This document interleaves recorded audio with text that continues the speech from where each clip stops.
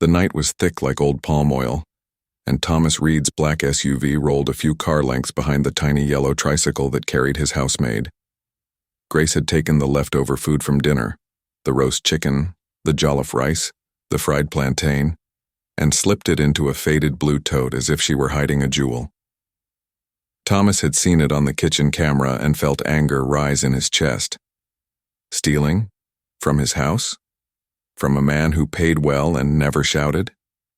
He told his driver to follow her, lights off. He wanted to see where she would sell it, or who would be eating his food while laughing at him. He told himself it was about discipline and rules. He told himself it was not personal. But when the tricycle stopped at the end of a broken alley, Grace jumped down and hurried into darkness. Thomas stepped out too, keeping to the wall, his heart beating louder than his footsteps. The air smelled of smoke and wet earth. Somewhere a generator coughed. Somewhere a baby cried. Grace passed two men playing checkers on a wooden board and lifted her tote like a gift. She did not stop at the small food stand. She did not turn into the bright shop with bright music. She kept going until the road turned to sand and the sand turned to puddles, and the puddles led to a cluster of sheds made of wood and tin. She pushed into the last shed. Thomas leaned near the doorway, close enough to hear everything but hidden enough not to be seen. He saw 20 eyes in the gloom. Not thieves. Children. 8, maybe 9 of them, their faces lit by a small lantern set on a brick. A girl with a runny nose. A boy with a bandaged arm. A baby tied to an older child's back with a wrapper that had faded stars. In the corner, on a mat, lay a woman who was very still. Her hair was gray like ash, and her breath sounded like the sea when it is tired. The room was thin, but the hunger inside it was thick. "Grandma, I brought food," Grace whispered. The children sat up at once. Their eyes were bright, like they were looking at the moon. Grace knelt and opened the tote. Steam rose and made a little cloud around her face. She didn't touch a single bite for herself. She arranged plates like a mother bird opening her wings, dividing the chicken, the rice, the plantain, counting pieces in her head to make sure everybody had something. "First, Grandma," she said, lifting a spoon to the old woman's lips. The old woman swallowed slowly. Then Daniel, then Hope, then little Mary. The children ate with small hands and big thanks. "Thank you, sister," said the boy with the bandaged arm. "God bless you," said the girl with the runny nose. Thomas felt something pull in his chest, like a thread he did not know was there. His anger became a quiet thing, confused and weak. He had followed a thief. He had found a well of need. Then the baby coughed. Not a small cough. A cough that shook her tiny frame. The older child holding her tried to calm her. Grace's head snapped up. She wiped the baby's mouth, touched the baby's forehead, and whispered, "She's hot." Thomas stepped closer without thinking. He could see sweat shining on the baby's skin. He could see the worry on Grace's face. "Where is the medicine?" Grace asked. "Finished since yesterday," the older child said. "Pharmacy said we need money." Grace looked at the old woman on the mat. "Grandma, please wake up." The old woman opened her eyes a little and tried to smile. "You again?" she whispered. "My child who is not my child." Thomas swallowed hard. He felt like he had walked into a river and it was rising fast around him. Grace took a deep breath. She split what food remained into 2 plates and handed them to the oldest boy. "Keep feeding everyone," she said. Then she picked up the baby and stood. "Where are you going?"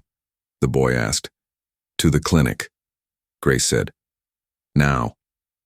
She stepped out into the dark. The rain began to fall in fat drops, drumming on the tin roof like thousands of feet dancing at once. Thomas moved back into shadow and watched her run, the baby wrapped against her chest with that star-worn wrapper. She slipped, steadied herself, kept going. The alley became a small river. She lifted her skirt and pushed forward, splashing, whispering, "Hold on, hold on." Thomas's feet moved before his mind did. He followed. He did not call out. He did not know what to say. He only knew that whatever made him rich had not taught him this courage. At the corner of the alley, a lean boy stepped out. His face was hard and his eyes were sharp. "Hey," he said, blocking Grace's path. Two more boys slid from the dark behind him. "We don't want trouble," Grace said. She hugged the baby tighter. "Then leave the bag," the lean boy said, nodding at the tote hanging from her shoulder. "And your phone." "It's only empty plates and a spoon," Grace said. "The baby is sick, please." "Drop it," the boy said, and he reached. Thomas took a step forward, but a flash of lightning stopped him, bright and loud. In that split second of white light, he saw the whole picture. Grace's wet hair stuck to her face, the baby's tiny hands, the boy's thin arms, his own expensive shoes sinking into mud. The thunder rolled like a drum in a chief's palace. Thomas clenched his fists. Grace did not back down. "If you are hungry, follow me tomorrow," she said. "I will bring you food, but not today. Not this bag. Not this child." The lean boy hesitated. Something like respect flickered in his eyes and then went out. He jerked his chin. One of the boys snatched at the tote. Grace pulled it back. The strap snapped. The tote fell. The plates inside clattering, rice spilling like tiny pearls into the water. The lean boy cursed and pushed her. She stumbled, almost fell on the baby. The baby let out a thin cry that broke in the middle like a stick. Thomas stepped in then. "Enough," he said, his voice low but firm. The boys turned. They saw a tall man with eyes that did not blink. They saw a wristwatch that could buy all their sandals. The lean boy spat at the ground. "Who are you?" he asked. "Someone who will remember your faces," Thomas said. "Step aside." The boys traded looks. The rain grew heavier. The lean boy lifted his chin, but he took a small step back. "Let's go," he said, and the three slipped away, swallowed by the dark. Grace stood there shaking. Thomas bent, lifted the tote from the water, scooped the plates back in. "Come," he said. "My car's this way." Grace blinked rain out of her eyes. She recognized his voice before she saw his face. Her eyes widened, her mouth opened, then closed. "Sir?" "Clinic," Thomas said. Now, they ran. The driver, who had been waiting with worry in his eyes, swung the SUV door open. Grace climbed in with the baby. Thomas slid in beside her. The car smelled of leather and newness. Grace smelled of rain and smoke and fried plantain. The baby's breath was fast and hot against Grace's throat. "Closest clinic," Thomas told the driver. "Yes, sir." They cut through the wet streets. Horns honked. The wipers worked like soldiers marching. Grace rocked the baby and whispered a song under her breath, a song about a bird that flies home before the storm. Thomas did not know the words, but the tune shook something in him. He looked at her and said quietly, "Why didn't you ask me for food?" Grace kept her eyes on the baby. "I did," she said, "in my heart." He did not know what to say to that. He stared out the window at the city he thought he knew. The clinic came into view, a low building with a flickering light over the door. The driver pulled up. Grace leaped out. Thomas followed, carrying the tote. Inside, the air was cold and smelled of bleach. A nurse at the desk looked up, tired but kind. "Please," Grace said, breathless. "Fever. She is burning." The nurse stood. "Name?" "Mary," Grace said, and then added, "She is not mine. Put her here." The nurse led them to a small bed behind a curtain. She touched the baby's forehead, checked her chest, listened with a stethoscope. "We will need to bring down the fever. Do you have money?" Thomas opened his wallet. "Yes." The nurse nodded, shouted for a colleague, and things began to move. The soft rush of feet, a tray rolling, a thermometer beeping. Grace kissed the baby's head. Thomas stood back, useless and full. He looked at Grace again. Her hair was still dripping. Her clothes clung to her. Her eyes were clear in a way that made him feel small. "Who are those children?" he asked softly. My neighbors, she said. They live behind the market. Some have parents. Some do not.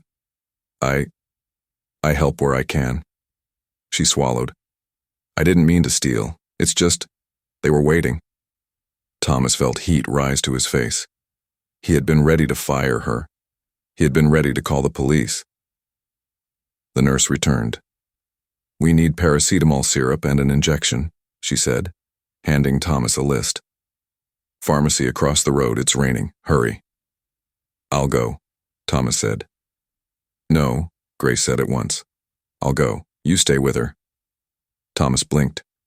I can run. Grace held his eyes. Please. If she wakes, she should see a face she knows. Thomas nodded. Give me the list. He grabbed it and turned to the driver. Umbrella, he said. The driver handed him one. Thomas ran out into the rain. The road was slick. Bikes swished by. He splashed through a puddle that went over his shoes. He did not care. He pushed into the tiny pharmacy, water dripping from his jacket. I need these, he said, slapping the paper down. The pharmacist looked up at the soaking, serious man and did not smile. He gathered the items, listed the price, handed the bag. Thomas paid without counting. Back in the clinic, he pushed through the door and held the bag up like a trophy. Here. The nurse took it. Good. She moved fast, measured syrup, cleaned a small spot on the baby's thigh, gave the injection with quick, gentle hands. The baby cried, then quieted, breathing still fast, but a little less hot. Grace let out a breath she had been holding since the alley. Tears mixed with rain on her cheeks. Thank you, she whispered. Thomas wanted to say many things. He wanted to say, I am sorry. He wanted to say, I did not know. He wanted to say, you are braver than me. All the words felt too big in his mouth. He swallowed them. The nurse said, we will watch her for a while. Fever should come down. Grace sagged a little, tiredness climbing her bones like a slow animal. Thomas noticed how thin she was, how the skin under her eyes was a little dark, how her hands shook when she let them rest. Eat something, he said, holding out a wrapped sandwich he had grabbed from the car earlier. Grace hesitated, then took it. As she ate in small bites, Thomas's mind went back to that room of children and the old woman on the mat. Who is the old woman? He asked. Her name is Mama Ruth, Grace said. She used to sell vegetables. When she got sick, the children kept coming to her place because she never turned them away. Now the place is theirs. And you? Thomas asked. I clean your house in the day, Grace said, a small smile touching her mouth. At night I cook in my own kitchen, which is also Mama Ruth's kitchen. Thomas closed his eyes for a second. His own kitchen had marble that came from a mountain. It had a fridge that called his phone when the door was left open. He had never thought much about where his leftovers went. He opened his eyes again. Grace, he said. He tried a smile and it came out soft. Tomorrow take food with my blessing. Take as much as you need and, after tonight, no more sneaking. Come to me. Tell me the truth. Grace looked at him, ready for a trick, then slowly nodded. Yes, sir. Not sir, he said, surprising himself. Thomas. She blinked, surprised, and then gave a tiny nod that felt like the beginning of a bridge. Outside, the rain softened. The clinic lights buzzed. The baby made a small sound like a bird clearing its throat. Grace leaned down and kissed her fingers, then touched them to the baby's cheek. Thomas's phone vibrated. A message from his home manager. Kitchen staff worried. You okay? He stared at it and put the phone back in his pocket. He felt like a man who had been walking in a straight line and found a new road he did not know existed. After the baby is stable, we should take food back to the others, Thomas said. They will be waiting. Grace nodded. Yes. He thought of his SUV, heavy and shiny, and of his pantry full of tins he would never open. He thought of the generator in the clinic, humming like a bee keeping them safe. He thought of the boys in the alley, their eyes hard and hungry, He thought of the old woman's voice. My child who is not my child. The nurse came back and checked the baby again. Fever is dropping, she said. You can take her home soon, but keep her warm. Bring her again in the morning. Grace smiled for the first time, a real smile that showed the small chip on her front tooth. Thank you. Thomas felt a warmth in his chest, not like pride, not like pity, like something older. He reached for his wallet again. Please, he said to the nurse, put something on the account for the other children, when they come, for coughs, for cuts, for fever. The nurse studied him and nodded. We will use it well. Thomas looked at Grace. When did you last rest? She laughed softly. Rest? I forgot the taste. He almost laughed too, but then a loud crash shook the clinic, the kind of sound that makes a room hold its breath. The lights blinked. The nurse turned her head. A voice shouted from the hallway, Fire! The generator! Thomas and Grace exchanged a look. The baby stirred. Smoke seeped like a thin river under the curtain and into the room. Thomas stood up. The smell grew sharper, angry. The nurse grabbed a small extinguisher from the wall and ran. Someone screamed. A second shout, It's spreading! Grace gathered the baby to her chest. Thomas reached for the tote with the plates. The corridor outside was already gray. Stay behind me, he said. They stepped into the hall, the heat kissing their faces. A spark popped near the ceiling. A stack of old files had caught like dry grass. The way out to the street was through the same corridor where the smoke was thickest. Sir Thomas, look! Grace cried. Through the smoke, past the flicker of flame, a little boy in a green shirt was standing frozen beside a chair, coughing, eyes wide, lost. He could not find his mother. The fire hissed like a snake, and the light over the exit flickered once and died. Thomas took one step toward the boy, and then the ceiling above them gave a loud, cracking sigh. Everything paused, the smoke, the shouting, the breath in Thomas's chest, before the wooden beam began to fall straight toward Grace and the baby. Where are you watching from? If you're enjoying this story, please like, subscribe, and share it with a friend so we can keep bringing you more powerful tales. The heavy beam split the air with a roar as it fell. Thomas lunged without thinking. He threw his shoulder forward, shoving Grace and the baby to the side just as the wood smashed the ground where they had stood. Splinters flew like arrows, cutting into his arm, but he hardly noticed. The floor trembled, smoke thickened, and the baby let out a sharp cry that pierced through the chaos. Go, go, Thomas shouted, his voice hoarse from smoke. He pulled Grace up, his hand gripping hers with desperate strength. The baby's tiny fingers clutched at Grace's blouse as if sensing the danger around them. The corridor swirled with gray clouds of smoke, the fire crawling up the walls like a wild beast hungry for more. People rushed past them. Nurses guiding patients, a mother screaming her child's name, an old man limping toward the door. The flames hissed and cracked, sparks raining from the ceiling like angry stars. Grace coughed, covering the baby's face with the wrapper to shield her from the smoke. The boy, she cried, pointing through the haze at the child in the green shirt. He stood frozen, too terrified to move, his small chest heaving with fear. Thomas didn't hesitate. He pushed Grace toward the exit. Take her outside. Don't stop. But go. His command rang like a hammer striking stone. Grace's eyes filled with tears, but she obeyed. She clutched the baby and stumbled toward the door, guided by the faint glow of the emergency light above it. Thomas turned back into the smoke, his heart pounding like a drum. The boy coughed again, weakly reaching his hands forward. Thomas barreled through the smoke, scooping the child into his arms. The boy's body was hot with fever, his skin sticky with sweat. I've got you, Thomas whispered, though his own lungs screamed for air.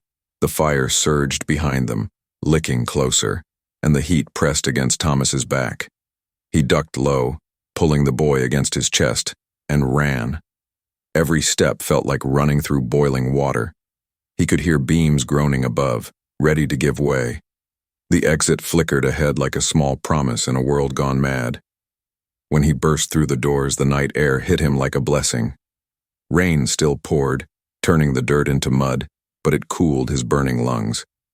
People were gathered outside, some crying, some shouting. Grace was there, clutching the baby tight, her face pale and wet with rain and tears. "Thomas!" she screamed when she saw him emerge with the boy. Relief washed over her face, and for a moment she forgot he was her boss and nearly ran to him. He stumbled toward her, lowering the boy gently to the ground where a nurse rushed to take him. The boy coughed but was alive. Grace's eyes met Thomas's, gratitude shining so fiercely that he had to look away. The clinic behind them roared as flames climbed higher. A section of the roof caved in, sparks flying into the sky like angry fireflies. People screamed, but most had made it out. The fire brigade siren wailed in the distance, slow but steady, promising help was coming. Thomas's driver rushed up with an umbrella, but Thomas waved it away. He was drenched already, his shirt sticking to his skin, smoke smudges streaked across his face. He glanced at Grace, who was cradling the baby again. The child's breathing was calmer now, thanks to the medicine. "Are you hurt?" Thomas asked, his voice rough. Grace shook her head. "No, but your arm." Blood seeped from the cuts where splinters had grazed him. She tore a piece of cloth from her wrapper and quickly tied it around his arm, her hands trembling. He looked at her, at the tears still clinging to her lashes, at the way she fussed over him even when her own clothes were soaked and torn.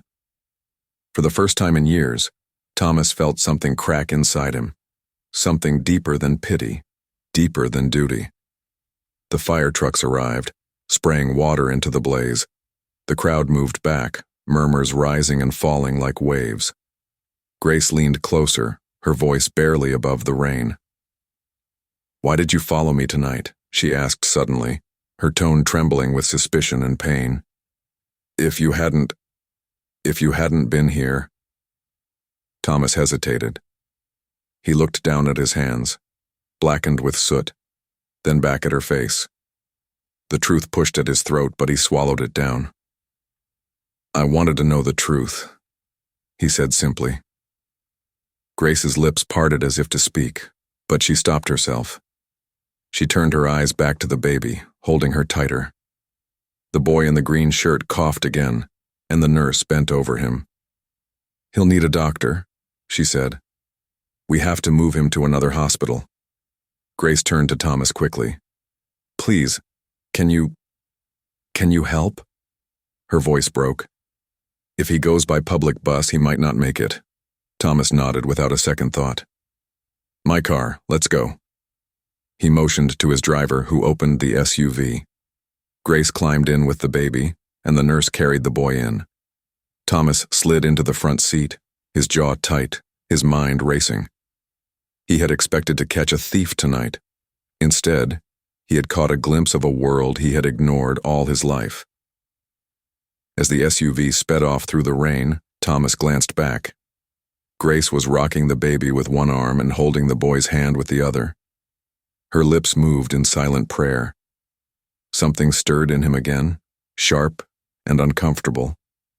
For the first time, he realized the wealth he carried meant nothing if he couldn't use it to stop scenes like this. The thought pressed heavier on him than the smoke had.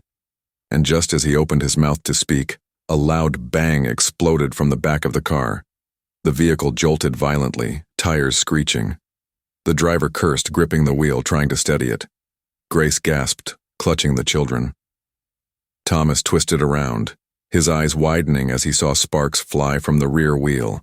The SUV skidded sideways, sliding dangerously close to the edge of the road where the rainwater had carved out a deep ditch. "Hold on!" the driver shouted.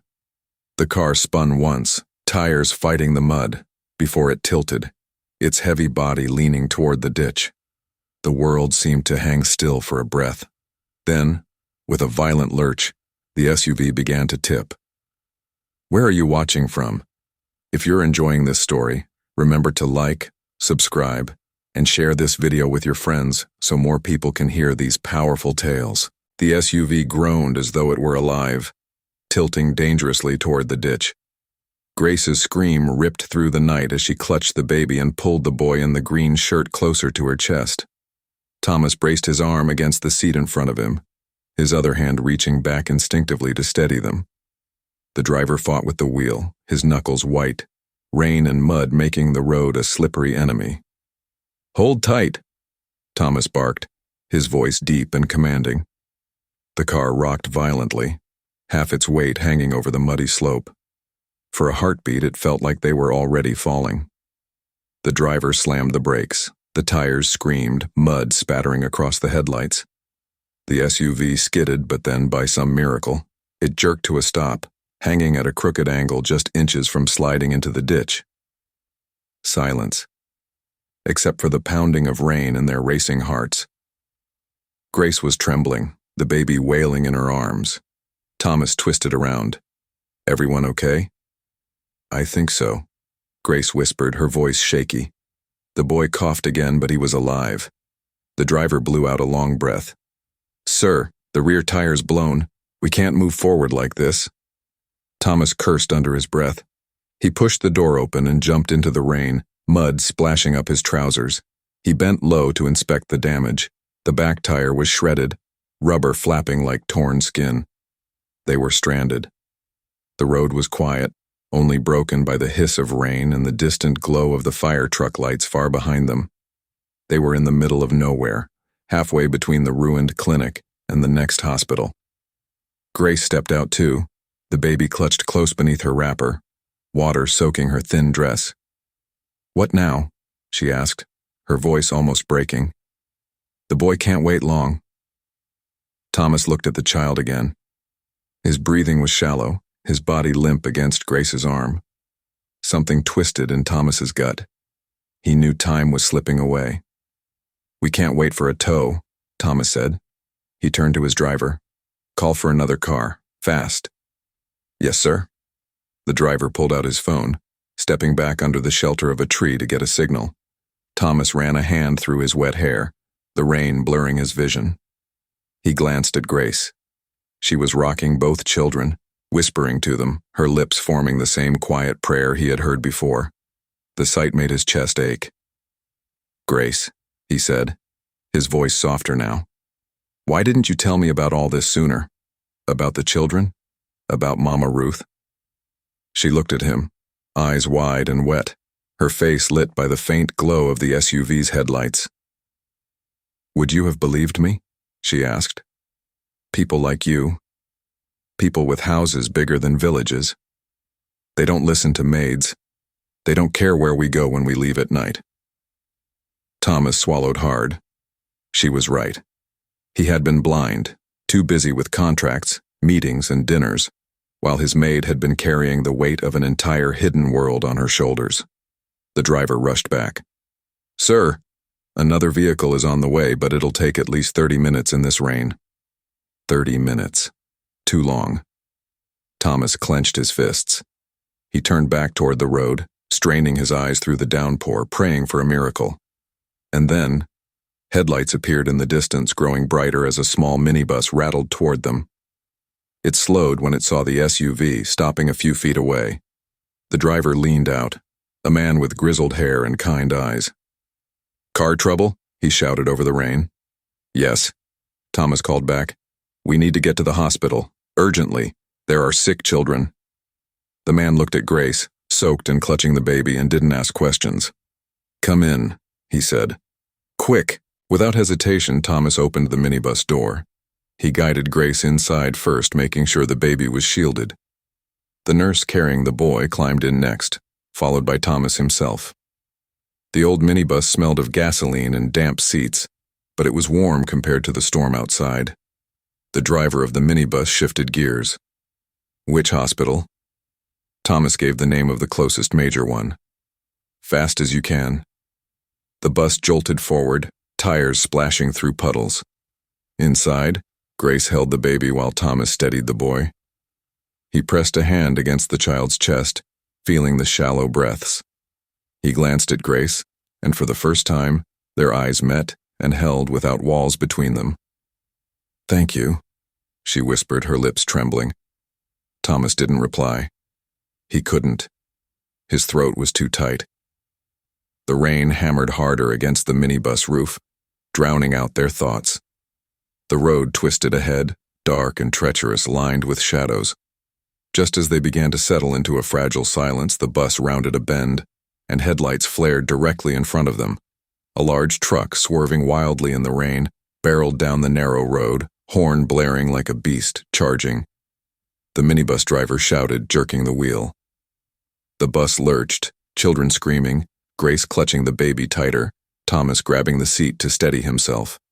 The truck roared closer, its massive body too fast, too heavy, too close. And in that split second, Thomas realized they had nowhere to run. Where are you watching from? If this story has kept you on the edge of your seat, don't forget to like, subscribe, and share it with your friends. The horn of the truck bellowed like thunder as it swerved closer, its headlights swallowing the little minibus in a blaze of white light. For a heartbeat, everyone froze. The baby whimpered. The boy in Thomas's arms let out a weak cough. Grace's breath caught like a sob in her throat. "Hold on!" the minibus driver screamed, wrenching the steering wheel. The bus veered sharply to the side. Tires screeched on the slick asphalt, water spraying in waves as the rain poured harder. The truck roared past, missing them by inches. Its force rattled the minibus so violently that the entire vehicle tipped dangerously onto two wheels before slamming back down with a bone-shaking thud. The baby screamed. Grace clutched her tighter, her face pale and wild-eyed. Thomas's arm braced against the seat in front of him, his body shielding the sick boy, every muscle rigid. Then, silence.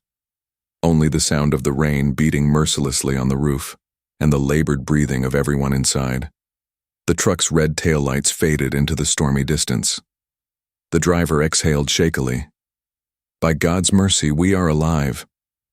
Grace pressed her forehead against the baby's damp hair, tears spilling down her face. Thomas reached across the aisle, his hand brushing hers just for a second. It was the first time he had touched her without it being an order, without distance, without pride. She didn't pull away. But there was no time to rest. The boy in his arms coughed violently, his body trembling. Thomas looked down at him, panic clawing at his chest. "He's getting worse." "We're close," the driver said, speeding up despite the rain. "Just a few more minutes." Every second stretched like an eternity. Grace whispered prayers under her breath, her voice breaking, her hands trembling as she stroked the baby's head. Thomas clenched his jaw, trying to steady the boy's small body as though his own strength could keep him alive. At last, the glowing red cross of the hospital emerged through the curtain of rain. The driver swung into the driveway, honking wildly. Nurses and orderlies rushed out with a stretcher. "Quick, quick!" Thomas barked, his voice cutting through the storm. He handed the boy to them, his hands reluctant to let go until he was sure they were steady. Grace leapt out with the baby, running beside the stretcher as they rushed inside. Thomas followed, his expensive shoes squelching in the water, his suit clinging to him like a second skin. He had never looked less like the wealthy man he was, and never cared less. Inside, the hospital smelled of antiseptic and hope. The boy was whisked into the emergency room, doctors barking orders. Grace collapsed into a chair, rocking the baby, her eyes never leaving the door that had swallowed the child. Thomas stood nearby, his chest heaving, his arm still wrapped in Grace's makeshift bandage from earlier. His phone buzzed in his pocket again, messages piling in from his estate manager, his business partner, his secretary. He ignored them all. For once, nothing about his empire mattered. Grace finally looked up at him, her voice breaking. If he dies, I'll never forgive myself." Thomas crouched in front of her, his eyes locked on hers. "You've kept those children alive with nothing but scraps and courage. If anything, they're alive because of you. Don't you dare carry this alone." Her lips trembled, tears sliding down her cheeks, but she didn't answer. Minutes passed, heavy and slow.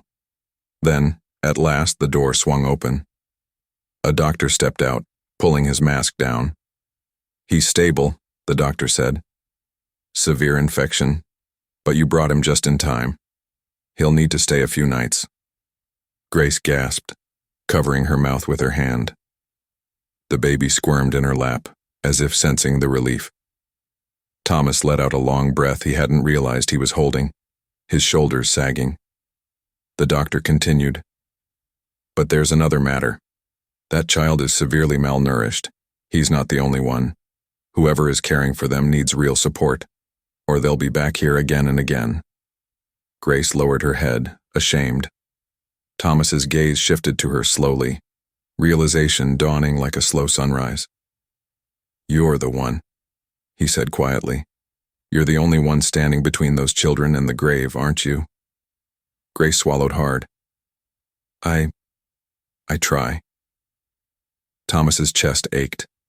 In his mansion, leftovers filled trash bags every week.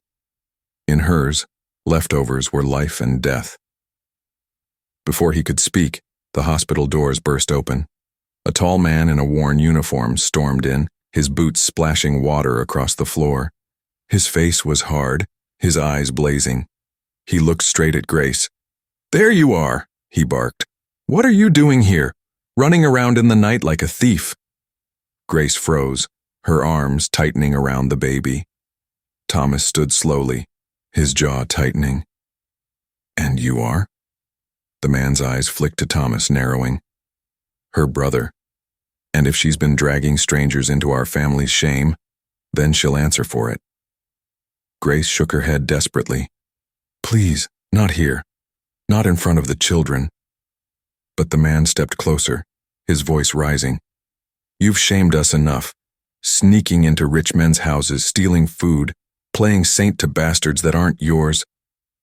Thomas's hand clenched into a fist. His voice, low but sharp as steel, cut through the tension. "Watch your words," he warned. The man sneered, undeterred. "Or what? You think your money makes you king here? This girl belongs to my family, and I'll decide what becomes of her." Grace's face went pale. The baby whimpered. The hospital lobby grew silent, every eye watching, waiting for what would happen next. And then, the man raised his hand as if to strike her. "Where are you watching from? If you're hooked by this story, don't forget to hit like, subscribe, and share this tale with your friends." The man's hand cut through the air like a whip, but before it reached Grace's face, another hand caught it mid-swing. Thomas. His grip was iron, his eyes burning with a fury Grace had never seen before. "If you lay a single finger on her again," Thomas said in a voice low and dangerous, "you'll regret it." The man froze, shocked by the strength in Thomas's hold. His arm trembled, but he tried to bluster through his fear. "She is my sister, my blood. I'll do as I please." Thomas tightened his grip, his jaw hard. "Family protects each other. Family doesn't beat a woman who's carrying a child in her arms." His words rang across the hospital lobby, silencing the whispers that had begun. Grace's eyes filled with tears, not from fear this time, but from disbelief. No one had ever stood between her and her brother's rage before. The man yanked his arm back, glaring at Thomas. "You don't know anything about us. She has been dragging our family name through the mud, feeding other people's children while her own blood suffers. She should be home, looking after me." Grace flinched. "Looking after you? I've done nothing but work to keep you alive after you drank away everything Father left us." Her voice cracked, raw and trembling. "I begged you to work. I begged you to help. Instead, you gamble, you fight, you steal." "Shut your mouth," he roared, lunging forward again.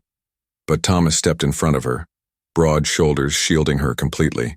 His eyes locked on the man's. "If you want to fight," he said calmly, "you'll have it with me. But if you want to live to see tomorrow, you'll turn around and leave now." The man stared at him, his chest heaving, fists clenched. For a moment, the whole lobby held its breath. Then, with a final curse under his breath, he shoved past them and stormed out into the rain, the door slamming behind him. The silence that followed was thick. Grace's hands shook as she clutched the baby, her face pale. Thomas turned to her, his voice softer now. "Are you all right?" She nodded quickly, though her tears betrayed her. "You shouldn't have interfered. He'll only come back angrier. Let him, Thomas said firmly. He won't touch you again. Not while I'm here. Grace lowered her gaze, torn between fear and gratitude. She rocked the baby gently, whispering soothing words though her own heart was racing. The nurse who had been watching stepped closer, her eyes kind. That man has no right to speak for you, child. You're stronger than he'll ever be. And you, she said to Thomas, thank you for stepping in. Not every man would. Thomas gave a small nod, though his jaw was still tight. Inside, he was boiling. He had seen greed and cruelty in boardrooms, but this was different. This was family turning into a cage. A doctor walked out just then holding a clipboard. The boy in the green shirt has been moved to a proper ward. He's stable for now. He glanced at Grace. You should rest. You look like you haven't slept in days. Grace gave a weak laugh. Days? More like months. Thomas studied her closely. The tired lines under her eyes, the thinness of her frame, the way she always put the children first. He saw it all now. And for the first time he asked himself, how long had she been carrying this burden alone? The rain outside eased to a drizzle. Through the window, the faint glow of dawn began to paint the sky. Grace stood, gently rocking the baby. The storm had passed, but her brother's threat lingered in the air like smoke that refused to leave. Thomas stepped closer. Grace, after tonight things will not go back to the way they were. Do you understand? Her brows knitted. What do you mean? Before he could answer, the hospital doors swung open again. This time 2 policemen stepped in, their boots wet, their uniforms damp from the rain. One of them scanned the room before his eyes landed on Thomas and Grace. Mr. Reed? One asked. Thomas straightened. Yes, the officer nodded. We received a call. There's been an accusation of theft from your residence. He looked at Grace, suspicion heavy in his eyes. We're here for the maid. The color drained from Grace's face. She clutched the baby tighter, her lips parting in shock. Thomas's jaw tightened, his heart pounding. He had forgotten. The kitchen staff must have seen Grace take the food earlier. And now, the police were here. The officers stepped closer. Sir, we'll need to take her in for questioning. Grace's eyes darted to Thomas, wide and pleading. The baby whimpered in her arms. Please, she whispered. I didn't steal for myself. I swear. The entire hospital lobby seemed to lean into silence, waiting for Thomas's answer. And in that moment he knew, whatever he said next would change everything. Where are you watching from? If you're following this gripping story, make sure to like, subscribe, and share with your friends so more people can enjoy these tales. The policemen's boots echoed across the tiled floor as they stepped closer. One of them pulled out a small notepad, flipping it open with the kind of detachment that said they had done this 100 times before. Mr. Reed, the taller officer said, your staff reported missing food items. We were told your maid, Grace, was seen leaving with them. Do you wish to press charges? Grace's knees buckled slightly, but she tightened her hold on the baby. Her eyes brimmed with tears, her lips trembling as she whispered, Sir, please, you know the truth now. Please. The room went still. Nurses, patients, and even the weary doctor by the counter paused, all eyes fixed on Thomas. Thomas looked at Grace, her soaked clothes clinging to her thin frame, the baby squirming in her arms, the quiet desperation in her voice. His mind flashed back to that room filled with hungry children, to Mama Ruth lying weak on her mat, to the boy he had carried through smoke and fire, and then to the cruel words of Grace's brother, calling her a thief, a shame. Thomas straightened his shoulders, his voice calm but firm. Officers, there's been a mistake. The policeman exchanged a quick glance. Sir? That food wasn't stolen, Thomas continued. It was given, with my permission. Grace has been taking leftovers on my orders. If anyone called you, they did so without knowing the full story. Gasps rippled through the lobby. Grace's mouth fell open, her eyes widening. You're covering for me," she whispered. But Thomas shook his head gently. "I'm telling the truth." He turned back to the policeman. "Is there still a problem?"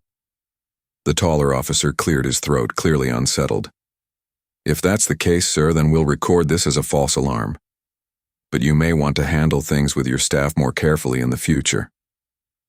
Thomas gave a sharp nod. "I'll take care of it." The policemen tipped their caps, muttered a polite "good night," and left as quickly as they'd come, their boots squeaking against the wet floor. As the doors swung shut behind them, Grace's legs gave out. She sank into a chair, clutching the baby to her chest, her whole body trembling. Tears spilled freely down her cheeks. Thomas knelt in front of her. "Grace," he said softly, "look at me." She lifted her tear-streaked face slowly. "You are not a thief," Thomas said, each word deliberate, steady. "Don't let anyone, your brother, my staff, the police, convince you otherwise. What you've done is more noble than anything I've seen in years." Her lips parted as if to speak, but no words came. Instead, she broke into sobs. Sobs that shook her shoulders and made the baby fuss in her arms. Thomas reached out hesitantly, his hand hovering, before gently placing it over hers. "You've carried this burden alone for too long," he whispered. Grace blinked at him through her tears, the rawness in her eyes hitting him harder than any boardroom battle ever had. Just then, the hospital doctor returned, his expression urgent. "Mr. Reed, may I speak with you privately?" Thomas stood, following him a few paces away. "What is it?" The doctor lowered his voice. "The boy in the green shirt is stable, yes, but his blood test shows severe anemia. If those other children are in the same condition, it's not just food they need. They need long-term care, proper shelter, nutrition, medicine. Otherwise, this will keep happening." Thomas rubbed his temples, the weight of the words pressing hard on him. "How bad is it?"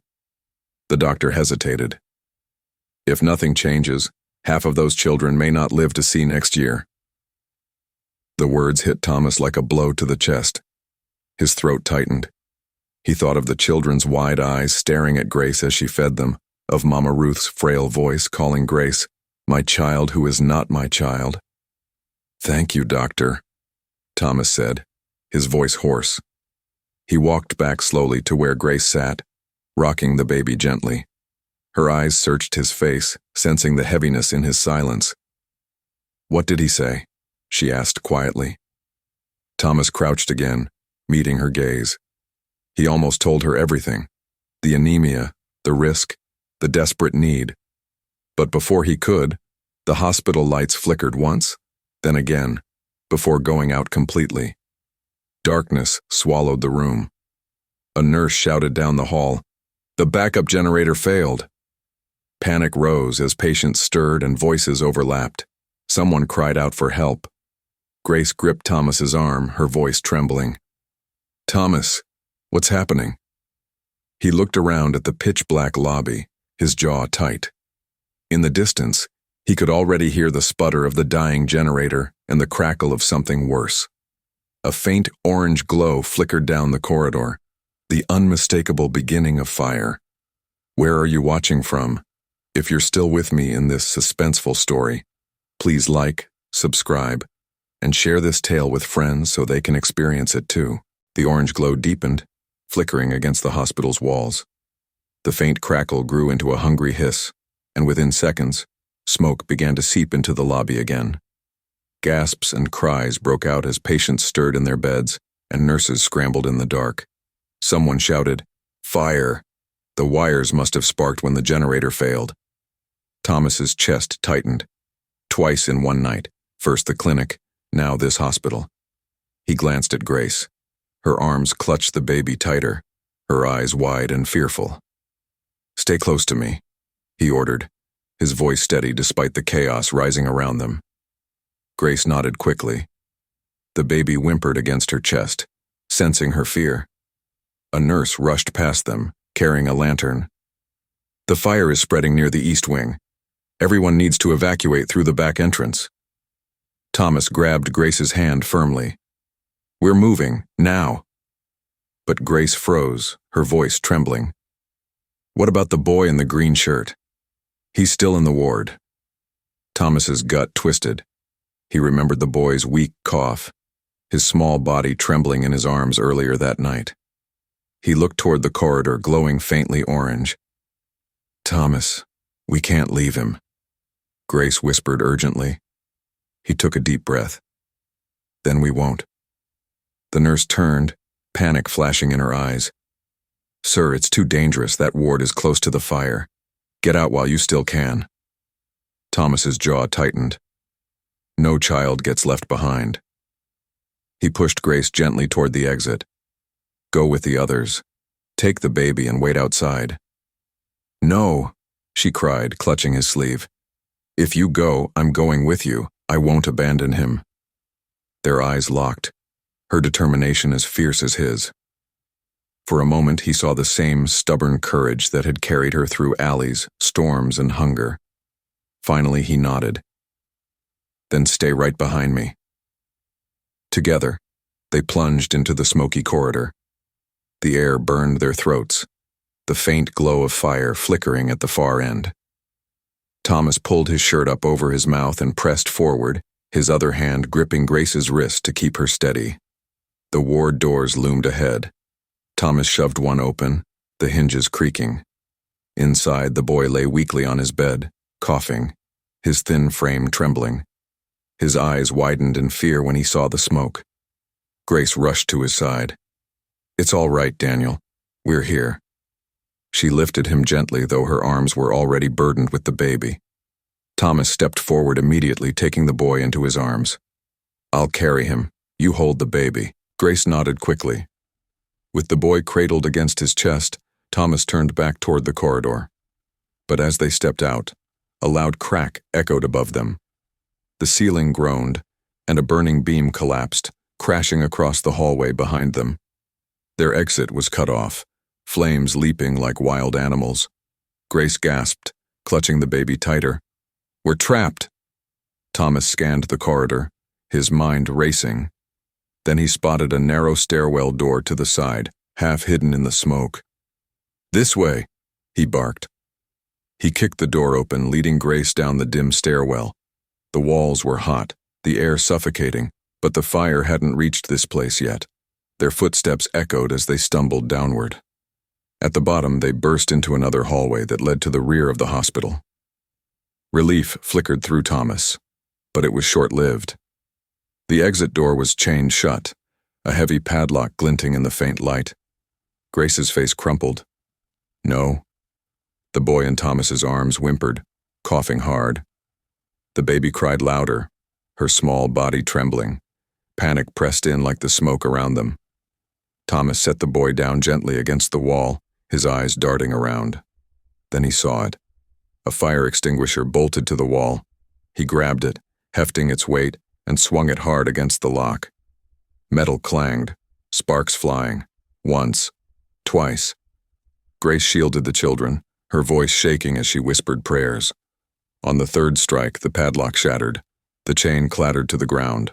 Thomas threw the door open, cool night air rushing in. Go, he shouted. Grace bolted through with the baby, Thomas right behind with the boy in his arms. They stumbled into the open yard behind the hospital, coughing and gasping, but alive. Nurses and patients were already gathered there, their faces pale and frightened. The building behind them roared, flames climbing higher, smoke curling into the night sky. Grace sank to her knees, holding the baby close, tears of relief streaming down her face. Thomas crouched beside her, setting the boy down gently and checking his breathing. He was weak but still clinging to life. For a moment, Thomas allowed himself to breathe too. He had been in countless battles of power and wealth, but nothing had shaken him like this night. Then, as if the night hadn't dealt enough blows, headlights cut through the yard. A black SUV rolled up, its tires crunching over gravel. The same man from earlier, Grace's brother, stepped out, flanked by two rough-looking men. His eyes locked on Grace, wild with fury. "I told you," he growled. "You'd answer for shaming me. And now you've dragged this rich man into it. You think you're clever?" Grace's face went pale again, fear flooding her eyes. She clutched the baby instinctively, her body trembling. Thomas rose to his full height, his body placing itself between Grace and the men. His voice was calm, but there was steel in it. "You've made one mistake after another tonight," Thomas said evenly. "But this one, coming here threatening her again, this will be your last." The yard went silent, every pair of eyes turning toward the confrontation. Grace's brother smirked, raising his chin. "And what will you do, rich man? Call the police? They listen to money, not truth." Thomas's lips curled into a grim smile. "Then it's a good thing," he said softly, "that I have both." Grace's brother frowned, suddenly uncertain, but before anyone could move, one of the rough men at his side pulled something from his jacket. The unmistakable glint of a knife caught the firelight. "Where are you watching from? If this story has you gripped, don't forget to like, subscribe, and share it so others can join the journey too." The blade gleamed under the flickering glow of the burning hospital. Gasps rippled through the gathered crowd. Grace let out a sharp cry, clutching the baby so tightly the child whimpered in confusion. Thomas didn't flinch. He shifted his stance, shielding Grace and the children completely. His eyes locked on the man with the knife, his voice steady and cold. "You really want to do this?" Thomas asked. The man with the knife sneered. "Step aside, rich man. This is family business." Grace's brother smirked, emboldened. "She belongs to us, and anyone who thinks otherwise will bleed tonight." Thomas's jaw tightened. He had built empires, stood against ruthless tycoons, but never had he felt a fire like this inside him. "No," he said simply. "She belongs to no one. Not to you. Not to me. She belongs to herself." The words stunned Grace. She had never heard anyone speak of her that way before, not even her own parents. Tears welled in her eyes even as fear trembled through her body. The knife wielder lunged. The crowd screamed. Grace's heart stopped. But Thomas was ready. With a swift, powerful motion, he grabbed the man's wrist mid-swing and twisted hard. The knife clattered to the ground. The man cried out, collapsing to his knees as Thomas's grip bore down like iron. "Pick it up," Thomas growled, "and you'll regret breathing." The man staggered back, clutching his wrist, humiliated. But Grace's brother snarled and stepped forward, his fist clenched. "Enough of this," he roared. He shoved Thomas hard, his voice rising. "You think money makes you her savior? You think you can buy respect?" Thomas stumbled back a step but regained his balance, his eyes blazing. "Respect is earned," he snapped. "And you drunk, bitter, useless, you've thrown yours away." The crowd murmured, whispers spreading like fire through dry grass. Grace's brother's face twisted with rage. He swung a fist at Thomas, but Thomas dodged easily, his own hand striking back with controlled force. His punch connected with the man's jaw, sending him sprawling in the dirt. Gasps erupted. Grace clutched the baby tighter, tears running down her cheeks, not from fear now, but from the shock of seeing someone fight for her. Truly fight for her. Her brother groaned, staggering to his feet, blood trickling from his lip. His eyes burned with hatred, but before he could lunge again, the sound of sirens pierced the air. Police cars screeched into the yard, red and blue lights flashing against the smoke. Officers poured out, weapons drawn. "Everyone step back," one barked. The two rough men froze, unsure. Grace's brother cursed under his breath. An officer recognized Thomas immediately. "Mr. Reed, are you all right?" Thomas nodded firmly. "I am, but these men threatened this woman and the children under her care. They came armed." He pointed toward the knife glinting on the ground. "Arrest them." The officers moved quickly, handcuffing the knife wielder and his companion. Grace's brother struggled, shouting curses, but two officers pinned him easily. "You can't do this," he spat. "She's my sister. She belongs to me." One officer shoved him toward the police car. "No woman belongs to anyone. Not tonight, not ever." The crowd erupted in murmurs of approval. Grace's tears spilled freely as she sank to her knees, overwhelmed. The baby nestled against her chest, soothed by her heartbeat. Thomas bent down, helping her back to her feet. His hand lingered in hers, steady and strong. "It's over," he whispered. Grace shook her head softly. "No. For me, things like this are never over." Her eyes darted toward the police cars, her voice trembling. "He'll come back. Maybe not tonight, maybe not tomorrow, but he always finds a way." Thomas looked at her, really looked at her, and made a decision that had been building all night. "Then he'll have to get through me first," he said, his voice calm but resolute. "Because starting now, Grace, you're not carrying this alone." Her lips parted, her breath catching in her throat. For the first time she dared to believe those words. But before she could reply, a nurse rushed toward them from the ward, panic written across her face. "Mr. Reed, it's the boy in the green shirt, Daniel. His condition just turned critical. He's crashing." Grace gasped, clutching her chest. "No." Thomas spun toward the nurse, his heart racing. "Take me to him." "Where are you watching from? If this story has you hooked, don't forget to like, subscribe, and share it so others can join the journey too." The nurse's words sliced through the night like a blade. Daniel, weak, fragile Daniel, was crashing. Grace's knees nearly buckled beneath her. She let out a strangled sob, hugging the baby tighter to her chest, as though afraid both children would slip from her world in the same breath. Thomas didn't hesitate. "Show me the way," he commanded, his voice sharp. The nurse turned and sprinted back inside the hospital. Thomas followed immediately, his long strides cutting through the chaos. Grace stumbled after him, her tears blinding her, the baby bouncing against her chest with every desperate step. The corridor was thick with smoke from the earlier sparks, but the fire crew had contained most of the flames. Nurses ran in every direction, their faces tight with urgency.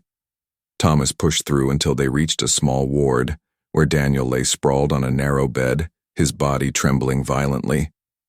His chest heaved with ragged breaths, his small hand clawing weakly at the sheets.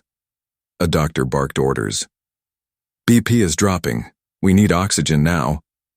Grace rushed to Daniel's side, laying the baby carefully in a nurse's arms before clutching Daniel's thin hand. "Stay with me, Daniel, please stay." Her voice cracked with desperation. Thomas stood frozen at first, his chest tight. He had closed billion-dollar deals, stared down powerful men, but this small boy's life slipping away, was something money couldn't negotiate. The doctor glanced at him. "Sir, if you want to help, we need blood. His type is O positive. If you match, we can transfuse immediately. Do you know your blood type?" Thomas blinked. His pulse raced. "O positive," he said hoarsely. "Then roll up your sleeve," the doctor barked. "Every second counts." Without a thought, Thomas yanked off his jacket, rolled up his shirt sleeve, and sat where the nurse directed. The sting of the needle hardly registered as they began to draw blood. His eyes never left Daniel.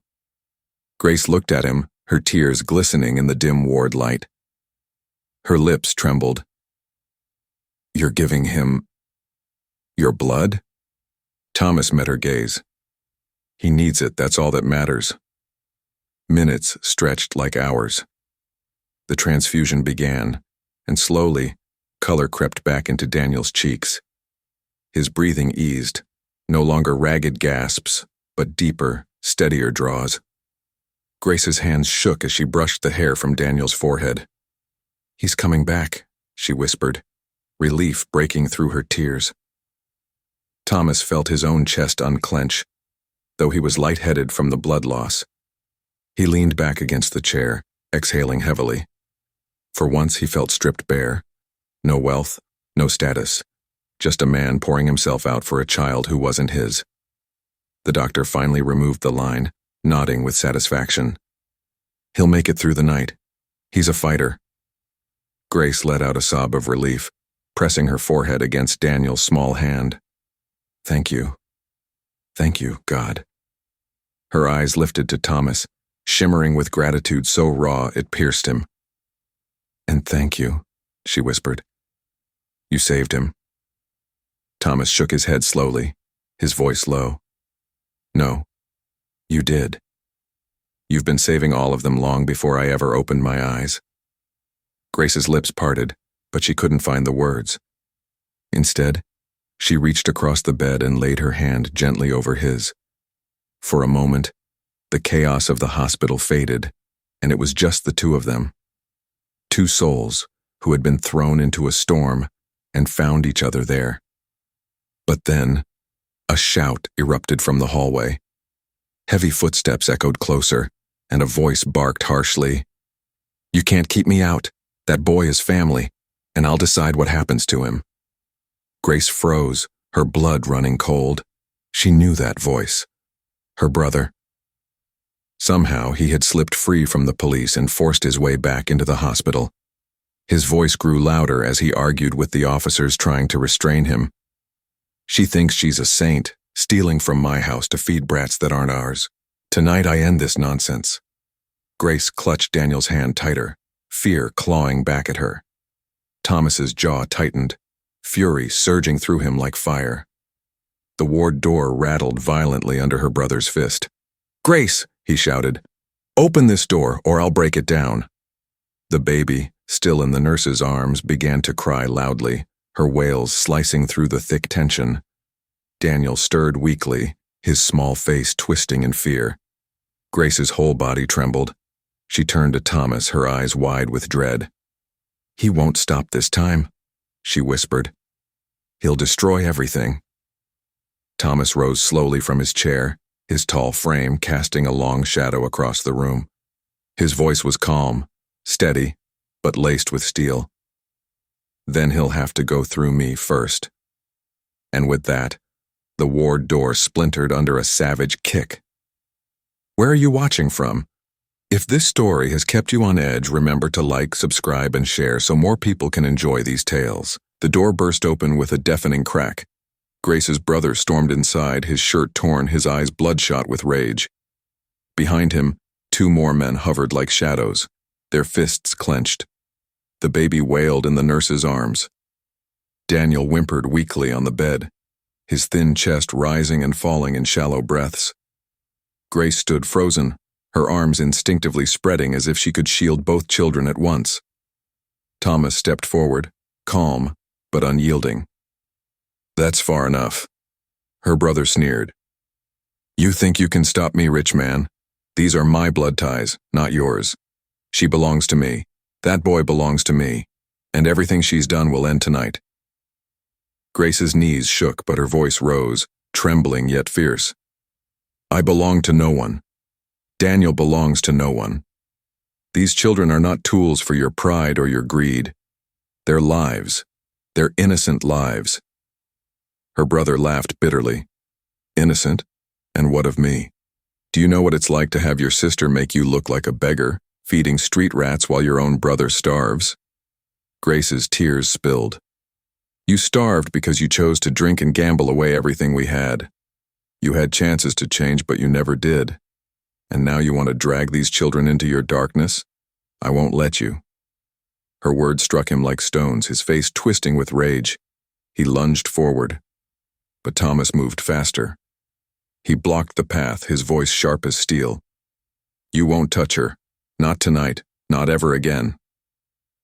The two men behind Grace's brother advanced, but the hospital doors flew open again. Police officers stormed in, guns drawn, their boots pounding like drums of justice. Red and blue lights from their vehicles painted the ward in flashing streaks.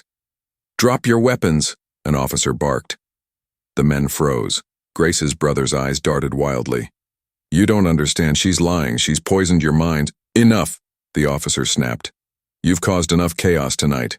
You're under arrest." Two officers grabbed him, yanking his arms behind his back. He fought like a cornered animal, spitting curses, but the cuffs clicked shut. His companion surrendered quickly, seeing no escape. As they were dragged out, Grace's brother locked eyes with her one last time, his face twisted in fury. "You'll regret this, Grace. Without me, you're nothing." But for the first time, Grace didn't flinch. She straightened her shoulders, her voice clear and steady. No. Without you, I'm free. The officers shoved him out, his curses fading into the night. Silence settled over the ward, broken only by the baby's soft cries and Daniel's weak breathing. Grace's body sagged, her strength finally giving way. She sank to her knees beside Daniel's bed, sobbing quietly. "It's over," she whispered. "It's finally over." Thomas knelt beside her, his hand resting gently on her shoulder. "It is," he said softly. "But this is only the beginning. You won't walk this road alone anymore." She turned her tear-streaked face toward him, disbelief flickering in her eyes. "Why? Why would you care? You're rich, powerful. You could walk away and never think of us again." Thomas's voice was steady, his eyes burning with conviction. "Because I followed you tonight, and what I saw broke me. I saw courage where I had none. I saw love where I had only wealth. And I realized that all my riches mean nothing if I don't use them to lift others up." Grace's lips trembled. She looked down at Daniel, then at the baby, then back at Thomas.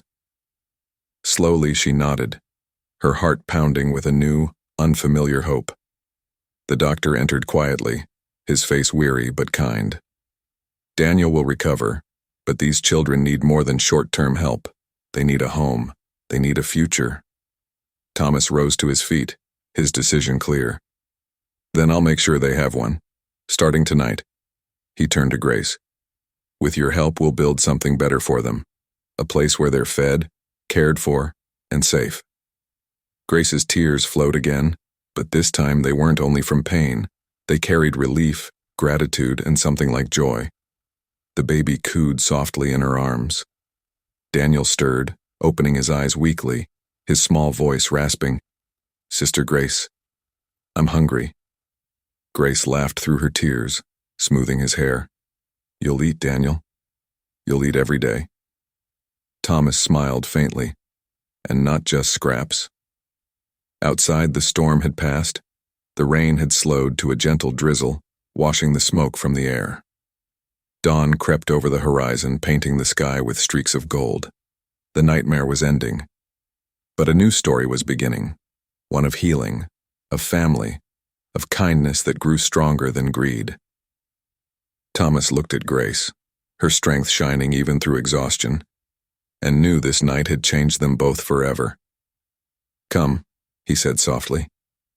"Let's take them home." And for the first time in years, the word home didn't feel empty. Where are you watching from?